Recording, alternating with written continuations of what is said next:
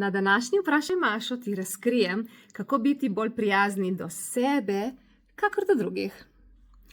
Prvič, ko nekomu nekaj podariš, vedno poglej energijo, ali bo to osrečilo tudi tebe. Ko to podariš, ali tudi v sebi začutiš res hvaležnost, srečo.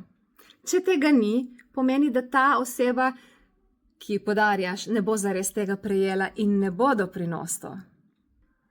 Drugič, ko zaznaš, da je tvoje telo utrujeno, poslušaj se, počivaj, vzemi si čas. To je največje darilo, ki si ga lahko daš sam sebi, sama sebi, da se poslušaš. Tretja stvar. Ko nekomu nekaj obljubiš in se v tem odnosu čez čas stvari obrnejo, spremenijo, ni več to, kar je bilo včasih. Daj poglej, če ta obljuba še drži, če to še velja, če je to še aktualno, če je to še doprinos. In če ni, pogovori se s to osebo, povej, da so se stvari spremenile in da te obljube pod takimi pogoji ne moreš izpeljati. Ne naredi vse za vsako ceno. In četrta stvar, to je najbolj pomembno. Vsak dan naredi nekaj zase. Vsak dan.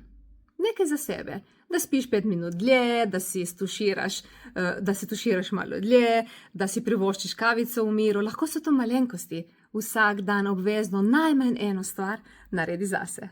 In sporoči mi, kaj si želiš, da čez 2 tedna naredimo na Vprašaj Mašo.